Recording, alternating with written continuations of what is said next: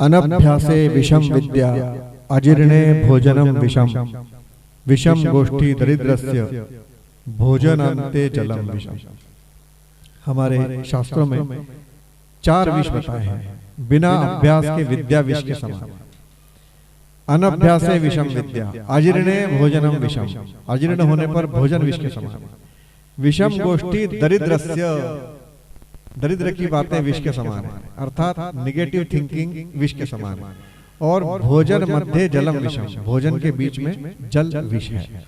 आज की इस म्यूज टेम्पल की श्रृंखला में इस श्लोक कहने का आशय सिर्फ यह है कि एक सकारात्मक ऊर्जा लिए हुए व्यक्ति, जिनकी बॉडी लैंग्वेज में आप देखेंगे उत्साह से भरे हुए, उमंग से भरे हुए, तरन्नुम में अपने चलने वाले, और ऐसे कला साधकों के पोषेता, एक शब्द है मतलब पोषक, कला साधकों को संधि देने वाले, उनकी योग्यता को जानकर उन्हें मंच प्रदान करने वाले ऐसे आयोजक प्रायोजक हमारे बीच उपस्थित हैं। मैं बड़े सम्मान के साथ उन्हें मंच पर लाता हूं और मैं चाहता हूं कि उनका नाम स्वयं दीपेश जैन अपने मुख से बताएं।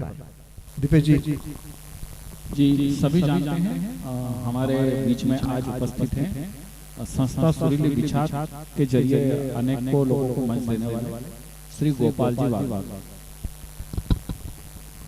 नमस्कार, आप मानके साहब और दीपेश जैन जी को मेरा सादर प्रणाम। गोपाल जी, मैं जानना चाहता हूं कि आपका बचपन कहां और कैसे रहा? इंदौर में है, कहीं बाहर से है? जी, मेरा बर्थ प्लेस इंदौर में ही है और मैं शुरू के 20 साल मैंने नार्थ राज मोहल्ले में रहा हूँ मैं, और कुछ समय राजस्व ग्राम, इसके बाद मल्लारगंज, और इसके बाद राधानगर में रहा, और अभी मैं फिलहाल सच्चिदानंद नगर इंदौर में परमानेंटली यहीं निवास कर रहा हूँ। संगीत के प्रति आपका कुछ शौक बना है कि बनाया गया है? मुझे संगीत का कोई भी शौक नहीं था और ना मेरे को समय मिला। शुरू से ही लाइफ बड़ी संघर्ष में रही, तो अपनी लाइफ को सेट करने में मैंने काफ़ी टाइम व्यतीत किया, और आर्मी में भी रहा मैं 7 साल, और 1 वर्ष चौथराम हॉस्पिटल में भी जॉब किया, कपड़ा मार्केट में भी जॉब किया, और फिर बाद में रियल एस्टेट से जुड़ गया। मेरी श्रीमती को संगीत का शौक था, अभी भी है। उनके साथ मैं जाता था किसी संगीत प्रोग्राम में, पर मैं 3 या 4 गाने सुनने के बाद उठ के मैं बाहर खड़ा हो जाता था, बोर हो जाता था, और वो 10-12 गाने सुनने के बाद आती थी। वो भी मेरी वजह से आती थी, वरना वो पूरा प्रोग्राम सुनती, पर उसको लगता था कि मैं बाहर खड़ा हूँ, वेट कर रहा हूँ, तो उनको अच्छा नहीं लगता था। फिर मैं एक बार अशोक आसलीवाल जी जो कराओके पे संगीत सिखाते थे MG रोड पे, एक बार मैं उनका विज्ञापन पढ़ के उनके यहाँ गया, और वहाँ पे मैंने उनकी क्लास ज्वाइन करी, और ऐसे शौकिया में जाने लगा, तो वहाँ मेरी कई संगीत प्रेमियों से मेरी मुलाकात हुई। वहाँ मुलाकात के बाद मुझे मालूम पड़ा कि संस्था, बड़ी संस्थाएं इंदौर में काम कर रही है, और मेरा बस इंटरेस्ट वहीं से शुरू हुआ। इन्होंने एक शब्द बड़ा अच्छा बताया है कि बड़ी संस्थाएं इंदौर में काम कर रही हैं, लेकिन सभी संस्थाओं को वो कलाकार चाहिए होते हैं जो बन चुके होते हैं। तो बन चुके कलाकारों को दांव पर लगाना तो हर कोई जानता है, लेकिन वाधवा साहब का नाम उन आयोजकों में आता है जो नई पीढ़ी के कलाकारों को सही अर्थों में मंच देने का कार्य करते हैं। तो आपने ऐसा विचार भी आपके मन में कैसे आया? एक्चुअली सर क्या हुआ कि कासलिया साहब के यहाँ जब मैं गया और वहाँ देखा मैंने कि काफ़ी कलाकार बेचारे जो आते हैं, जो अच्छे गायक हैं और वहाँ सीखते हैं, और उनकी इच्छा भी होती है कि हम बड़े मंच पे गाएं, पर उनको कोई भी बड़ा मंच देने को तैयार नहीं होता है। मैंने अक्सर देखा है कि इंदौर में बड़ी संस्थाएं हैं, जैसे संगीत कला संदेश है, रंगे महफिल है, श्रोत्रावन थी जो जिसके कैलाश कलिंगर जी आयोजक थे, जो अभी दुर्भाग्यवश नहीं है हमारे बीच, प्रकाश खानविलकर जी भी हैं। ऐसी बड़ी संस्थाएं हैं, पर मैंने देखा कि नए कलाकार को कोई भी रिस्क नहीं लेना चाहता, और मैंने ये शुरू में प्रण किया था जब संस्था बनाई। मेरे साथ वहाँ विजय खन्ना जी जुड़े, मुझे वो आदमी ठीक लगे, तो मैंने कहा खन्ना जी अपन एक संस्था अपनी खुद की बनाएंगे, और उसमें हम नए कलाकारों को भी चांस देंगे, और उस वचन को हम आज तक निभाते आ रहे हैं, और अभी तक हम उसको निभा रहे हैं और आगे भी निभाएंगे। संस्था सुरीली बिछात आपकी संस्था का नाम है। शब्द भी कितना सुंदर है, सुरीली।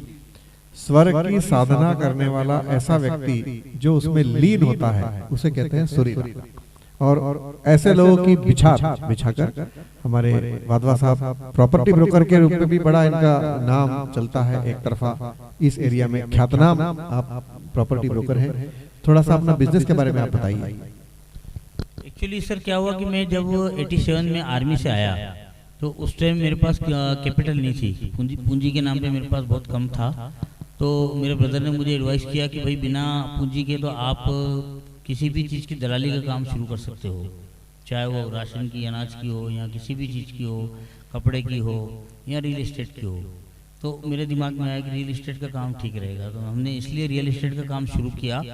शुरू के 2-3 साल 4 साल बहुत संघर्ष किया, काफ़ी हमने मेहनत करी और वो रंग लाई। इसके बाद हमको पीछे मुड़ के देखना नहीं पड़ा और आज ईश्वर की कृपा है।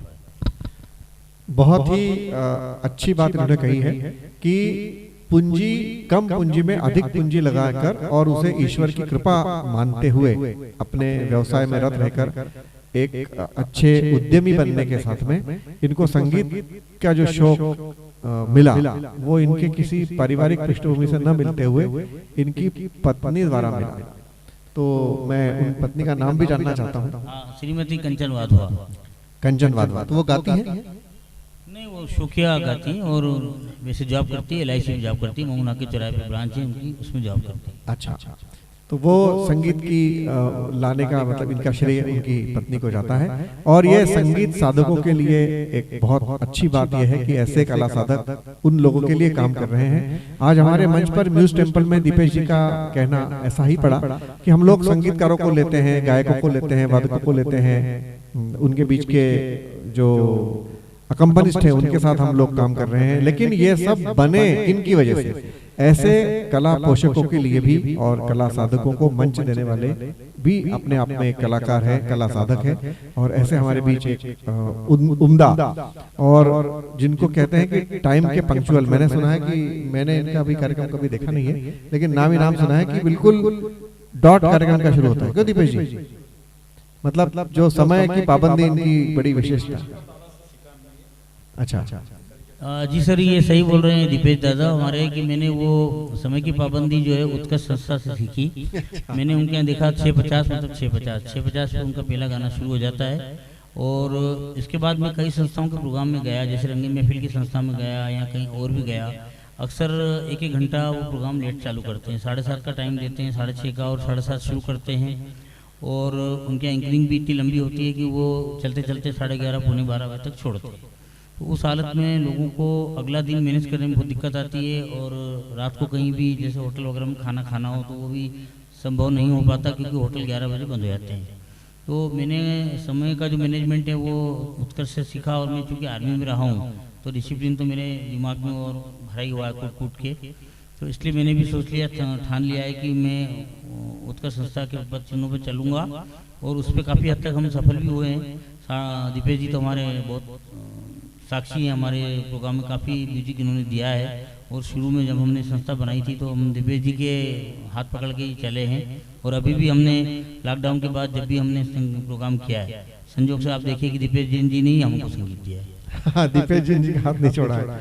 और देखो संगीत में भी संग है, जैसे अभी बात चली कि संग लेकर जो गीत गाता है उसका संगीत सफल होता है। तो गोपाल जी, आपने किन किन कलाकारों को अभी तक मंच दिया? काफ़ी कलाकार हैं जिसमें सबसे प्रमुख शिफा अंसारी है, लक्की खेमलानी है, सरला मेघानी है, सतीश केसवानी है, आपका जगदीश राजानी है, और विक्रम बजाज है, श्रीचंद सचदेव है। और पुराने कलाकारों को तो खैर दिया ही है, अब उनको तो मैंने क्या काम दिया, उन्होंने बल्कि मेरी संस्था का मान बढ़ाया है। जैसे सपना केकरे जी ने भी हमारे यहाँ गाया है, सदा जगताप जी ने गाया, रसिका गावड़े जी ने गाया। और बाहर से भी धवल चांदोकर जी आते हैं हमारे यहाँ, अपना प्राजक्ता सताड़ेकर आई, संगीता मेलेकर जी आई, धवल चांदोकर जी आए, प्रशांत नासिरी जी आए, अनिल गोड़े जी भी आते रहते हैं हमारे प्रोग्राम में। जो प्रसन्न राव जी आते हैं उनको भी दिया चांस, वैभव तिवारी जी को भी दिया। और अभी नई कलाकार को हेमा मच्छिया को काम दिया पहली बार, काफ़ी दिन से टच में थी तो मैंने उनसे भी प्रॉमिस किया था कि आपको ज़रूर दूंगा। उसमें भी 6 गाने दिए, दीपेश जी को भी पसंद आई उनकी गायकी। हम करीब करीब सबको देते हैं, हम रिस्क लेने में नहीं घबराते। रिस्क लेने में नहीं घबराते। ऐसे आयोजक बहुत कम हैं और ईश्वर ऐसे आयोजकों को ही समृद्ध करे, ऐसी मेरी इस मंच से कामना रहेगी। क्योंकि कलाकार बनने का जो फैक्ट्री है, मतलब कलाकार जहाँ बनते हैं वो मंच अपने आप में फैक्ट्री है। जैसे हर कोई चाहता है कि कंपनी में जो है अनुभव व्यक्ति चाहिए, अनुभवी व्यक्ति चाहिए, तो अनुभव एक चाहिए, तो अनुभव देगा कौन?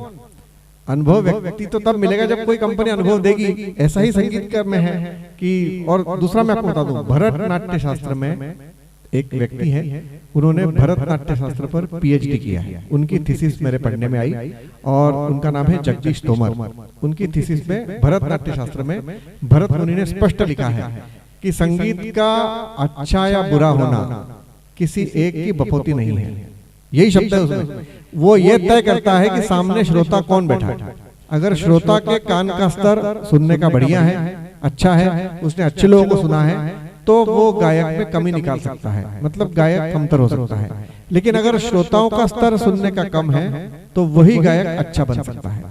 अर्थात सुर और बेसुर का कोई निश्चित मापदंड ऐसा नहीं है कि यही सुरीला है। और करत करत अभ्यास के जड़मती हो तो सुजान। जैसे जैसे व्यक्ति अभ्यास करता है, ऐसे ऐसे जब पत्थर पर रस्सी घिसी जाती है तो पत्थर में गड्ढा पड़ सकता है, तो संगीत में कलाकार क्यों नहीं हो सकता।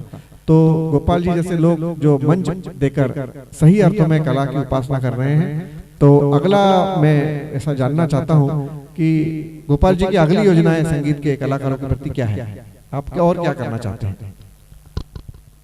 कलाकारों के प्रति तो सोच अच्छी है हमारी, और हम तो चाहेंगे नए नए कलाकार आएँ और जिसमें योग्यता है। क्योंकि मैं नए कलाकारों को चांस देने के पहले हमेशा उनको मैंने एक ही बात बोली है कि देखो, अगर आप गलत गाएंगे तो उसमें मैं फेल नहीं करूंगा। आपको श्रोता जो बैठे हैं, यहाँ बड़े बड़े आयोजक हमारी संस्था में आते हैं, वो काफ़ी गुणी और काफ़ी ज्ञानी लोग आते हैं, वो आपकी निंदा करेंगे, यहाँ वो आपको मार्क्स देंगे, मैं तो मार्क्स दूंगा नहीं। तो आप अच्छा गाओ तो आप आगे भी हमारे यहाँ रिपीट होगे, अगर अच्छा नहीं गाओगे तो ऑटोमेटिक बाहर हो जाओगे आप। पर ऐसा अभी तक हुआ नहीं है। मैं अभी 2-3 नाम आपको लेना भूल गया। विवेक वागुलीकर जी ने भी हमारे यहाँ गाया है, और राजन गलगले जी ने बहुत गाया, अनुभा खाड़िलकर ने गाया, नगमा खान ने गाया। काफ़ी इंदौर के लगभग सब कलाकार ऐसे हैं जिनको हम चांस दे चुके हैं। ऐसा कोई कलाकार नहीं है जो शिकायत करे कि भाई हमको आपने चांस नहीं दिया, यहाँ आपने हमारा ध्यान नहीं रखा। हम बराबर बैलेंसिंग लेके चलते हैं। जैसे संगीत में भी दीपेश जैन जी को भी देते हैं, अभिजीत गौड़ को भी दिया, आपका ये नीतीश शेट्टी जी ने भी हमारे यहाँ काम किया। हमने सबके साथ काम किया कि हमारा सबसे अच्छा तालमेल है। बहुत बढ़िया बात इन्होंने कही। ये जो नाम ले रहे हैं वो इंदौर शहर की संगीत गंगा के एक नायाब सितारे हैं जिनके नाम ले रहे हैं, और निश्चित ही इनके द्वारा मंच उपलब्ध कराने के बाद वो अपनी गलतियां ठीक कर लेते हैं। ओशो एक जगह कहते हैं कि आपको गलती करने की मनाही नहीं है, लेकिन एक ही गलती को दोबारा नहीं करने की मनाही है। गलती आप कर सकते हैं, 25 गलती कर सकते हैं, लेकिन वही गलती बार बार नहीं कर सकते। यदि आपका कोई सुर इधर उधर होता है तो जैसा कि इन्होंने कहा कि इनके पास स्पेशलिस्ट की टीम है, चूंकि ये संगीत के जानकार नहीं है, इसलिए ये क्या करते होंगे कि स्पेशलिस्ट की टीम से पूछते होंगे कि ये कलाकार कैसा है और वो रिपीट करने लायक है कि नहीं। तो इन्होंने अपनी अंदर की राशि की बात बताई। तो कला साधकों के लिए भी गोपाल जी का एक बहुत अच्छा संदेश आप लोगों तक मिल रहा है कि आप कला साधना अपनी मन से करें, सही गुरु के पास संगीत की तालीम ले, और तभी ऐसे आयोजकों को अपना कार्यक्रम करने के लिए रिक्वेस्ट करें। क्योंकि यदि आप चाहते हैं कि अपना कार्यक्रम रिपीट हो, मतलब दोबारा कोई करवाए, तो ये आयोजक होने के साथ में इनके पास एक छलनी भी लगी हुई है। उस छलनी से ये चेक कर लेते हैं कि कौन व्यक्ति रिपीट करने वाला है या लायक नहीं है। लेकिन संगीत के प्रति इनके समर्पण की भावना, मैं ऐसा समझता हूँ कि ये अवश्य ही कुछ न कुछ गुनगुनाते तो होंगे ही होंगे, क्योंकि उसके बिना इनको संगीत की ललक नहीं आ सकती। तो मैं दादा से चाहता हूं कि कुछ आप हमारे दर्शकों को सुनाइए। सर एक्चुअली मैंने कभी संगीत सीखा नहीं और न गायकी सीखी, पर मेरे को किसी ने बताया कि किशोर कुमार जी ने किसी से भी संगीत या अपना गायकी नहीं सीखी थी, डायरेक्ट ही उन्होंने गायन शुरू किया और उन्होंने इतना नाम कमाया। तो उससे मेरी काफ़ी हिम्मत बढ़ी और मैंने सोचा कि जब किशोर दा इतने बड़े गायक बन सकते हैं तो हम छोटे मोटे गायक तो बन ही सकते हैं। तो इसलिए मैं भी ईश्वर का नाम लेता हूँ जी। किसी भी प्रोग्राम में मैं ज़्यादा नहीं 2 या 3 गाने अपने रखता हूँ, तो उसमें मैं गाने सिर्फ सुनता हूँ। उस गानों को मैं 1 बार नहीं 10 बार 20 बार सुनता हूँ और रिहर्सल में गा के सीधा मैं पेश कर देता हूँ प्रोग्राम। और उसमें मेरे को काफ़ी तालियां भी मिलती है, कुछ निंदा भी मिलती है। निंदा भी सहन करने की आदत होना चाहिए। अगर मैं गलत गाऊंगा तो ज़रूर 10 जने तारीफ करेंगे तो 4 जने बुराई भी करेंगे, तो उसमें कोई ख़ास बात नहीं है। पर उससे मेरी हिम्मत ये बढ़ी है कि मैं गा सकता हूँ। तो हमें आप दर्शकों को एक हाथ गाना गाकर बताएं।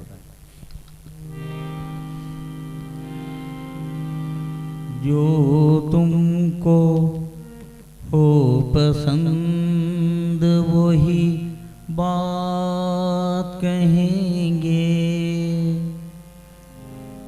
तुम दिन को अगर रात कहो रात कहेंगे, जो तुमको हो पसंद वही बात कहेंगे। चाहेंगे निभाएंगे सराहेंगे आप ही को, आँखों में दम है जब तक देखेंगे आप ही को, अपनी जुबां से आपके, अपनी जुबां से आपके, अपनी जुबां से आपके जज्बात कहेंगे। तुम दिन को अगर रात कहो रात कहेंगे, जो तुमको हो पसंद वही बात कहेंगे। Thank you. बहुत सुंदर। संगीत की विधा को कहीं भी न सीखते हुए, जरा भी सुर से इधर उधर न जाते हुए इन्होंने गाने का प्रयत्न किया और उसका एक राज बताया कि वो उस गाने को 10 बार सुनते हैं, 20 बार सुनते हैं, 30 बार सुनते हैं। तो मित्रों, सुगम संगीत की यही पकड़ अगर आपको समझ में आ गई, आपको जो गाना गाना है वो मेरा सजेशन यह है कि आप 29 दिन तक दिन में 3 बार, सुबह दोपहर शाम, जैसे डॉक्टर गोली देते हैं, 3 बार दिन में ईमानदारी से उस गाने को सुने, साथ में न गाते हुए, क्योंकि आप साथ में गाएंगे तो आपका कान कंफ्यूज हो जाएगा कि वो सही है कि अपन सही है। तो आप ईमानदारी से 29 दिन तक वो गाना केवल और केवल सुने, 30वें दिन दीपेश जैन जी आपको गवा देंगे। ये मेरी आपको गारंटी है। मतलब मैं आपको बताऊं, संगीत के साधक होने के कारण हम लोग जो गाते हैं हमको उसका नोटेशन मालूम होता है कि ये कौन से सुर पे से नीचे फिसल रहा है, ऊपर चढ़ रहा है। लेकिन संगीत गाने के लिए इन सब चीजों की आवश्यकता नहीं है। किशोर दादा का उदाहरण हमने दिया। किशोर कुमार एक ऐसे प्रतिभा संपन्न गायक रहे जो इस बात को सिद्ध करने के लिए ही अवतरित हुए कि संगीत गाने के लिए सीखना आवश्यक नहीं है। और ये बात बिल्कुल सही है। ये परफॉर्मिंग आर्ट है। जितने आप परफॉर्मेंस करते जाएंगे, स्वयं आप अपने गुरु होते जाएंगे और आपका कान आपका गुरु है। तो मैं दीपेश जैन जी ने भी इनके साथ बहुत काम किया है, तो मैं चाहता हूँ कि दीपेश जैन भी इनके बारे में 2 शब्द कहे। इनकी जो टाइम पंक्चुअलिटी है और ऐसी क्या खासियत है, ये बहुत बिंदास है। मतलब बिंदास जिसको कहते हैं, जिंदगी को जीते हैं बिल्कुल बहुत अच्छे से। सब कलाकारों से उनके संबंध बहुत अच्छे हैं और जब भी आयोजन करते हैं तो एक भव्यता नजर आती है। बहुत अच्छे से इसको मैनेज करते हैं। कार्यक्रम करने का मजा आता है इनके साथ को मिला के। सारे कलाकार खुश होते हैं। मेरे ख्याल से बात से कोई नाराज नहीं है, कोई कलाकार ये किसी को नाराज करते हैं। बहुत अच्छी बात। महाकवि कालिदास पर देवी प्रसन्न हुई और कालिदास से कहने लगी वरम गृही वर मांगो। तो कालिदास ने एक श्लोक बोला, अरसिकेषु काव्य निवेदनम मम शिरसि मां लिखितम मां लिखितम मां लिखितम। संस्कृत में मां का मतलब होता है नहीं। हे देवी, मेरी कभी कला अरसिकों के सामने प्रस्तुत होने का अवसर मत देना, बाकी सब दे देना। देवी ने कहा, कालिदास मैं प्रसन्न हूं, पैसा मांग लो, अवसर मांग लो, मंच मांग लो, आयोजक मांग लो, प्रायोजक मांग लो। कालिदास ने कहा, आप केवल अरसिक मेरे सामने मत देना, वे सब कर देंगे। केवल रसिक श्रोता कर सकते हैं। और इस रसिक श्रोता के रूप में आयोजक आज हमारे बीच उपस्थित हुए। वाधवा साहब को मैं जाते जाते एक निवेदन करना चाहता हूं कि हमारे कलाकारों के लिए आप जैसे पितृपुरुष जिनकी वजह से संगीत सही अर्थों में मंच तक पहुंचेगा और वो आगे अपने जीवन में कुछ कर सकते हैं, कुछ संदेश देना चाहते हैं? मैं एक बात और आपको बताना भूल गया कि जब मैंने ये संस्था बनाई तो मैंने ये देखा कि जो आयोजक होते हैं, जो संस्था लेके चल रहे हैं, वो सबका स्वागत करते हैं। वो कलाकारों का भी स्वागत करते हैं, वो एंकर्स का भी करते हैं, और जो चीफ गेस्ट उनके आते हैं उनका भी करते हैं। पर संस्था का स्वागत किसी ने नहीं किया और एंकरों का स्वागत भी किसी ने इतने विस्तृत रूप से नहीं किया। सबसे पहले मैंने 2013 में जब संस्था बनाई तो मैंने सारी संस्थाओं का, यूनिवर्सिटी का जो हाल है खंडवा रोड पे, जब मेरा प्रोग्राम हुआ था वहाँ प्रसाद नासिरी जी भी आए थे, सपना केकरे जी थी, तो मैंने सारी संस्थाओं का सम्मान किया। ये बात बहुत अच्छी लगी लोगों को, क्योंकि मैंने कहा भाई आप लोग सबका स्वागत करते हो, आपका स्वागत कौन करेगा। इसके बाद मैंने एक बीड़ा और उठाया था इंदौर में, मैंने 32 एंकरों का माई मंगेशकर सभागार में स्वागत किया था, जो कि पूरे वर्ल्ड में एक रिकॉर्ड हुआ है। कि हालांकि मैंने पब्लिसिटी नहीं करी, मुझे इसका शौक नहीं है, ना मैं प्रयास किया, नहीं तो लिम्का बुक में भी नाम आ सकता था। पूरे विश्व में अगर आप चेक करेंगे तो 32 एंकरों का स्वागत एक ही स्टेज पे कभी नहीं हुआ जो मैंने किया था। अच्छा, मतलब सूत्रधारों को एक सूत्र में पिरोने का काम इन्होंने किया। 32 एंकरों का किया और संस्थाओं का भी मैंने किया। संस्थाओं को लिए, क्योंकि संस्था ही टिकेंगी और संस्था ही इमारत के रूप में जो खड़ी होती है वो संस्थाओं का नाम होता है। सही अर्थों में जो फूलों का गुलदस्ता बनता है वो कलाकार, आयोजक, प्रायोजक, संगतकार, इतना ही नहीं, मंच सज्जा वाले, झाड़ू पोछा लगाने वाले, इन सभी लोगों से मिलकर बनती है सुरीली बिछात। और उस सुरीली बिछात के आज नायक हमारे बीच थे। हम म्यूज टेम्पल की ओर से बहुत आभारी हैं, आपने व्यस्ततम समय में से और हमें दिया अपना समय, और ईश्वर इन्हें ऐसे ही सुखी, समृद्ध और संगीत के प्रति सजग रखे, ताकि अच्छे अच्छे कलाकारों को आप मंच प्रदान करें। बहुत बहुत धन्यवाद। धन्यवाद आप लोगों को, आपने मुझे इस लायक समझा कि मैं यहाँ आऊँ और कुछ दो शब्द कहूँ, और मैं था तो नहीं इस लायक, पर आपने मुझे मौका दिया, इसके लिए मैं म्यूज टेम्पल का और आपका सर का विशेष तौर पर आभारी हूँ। धन्यवाद।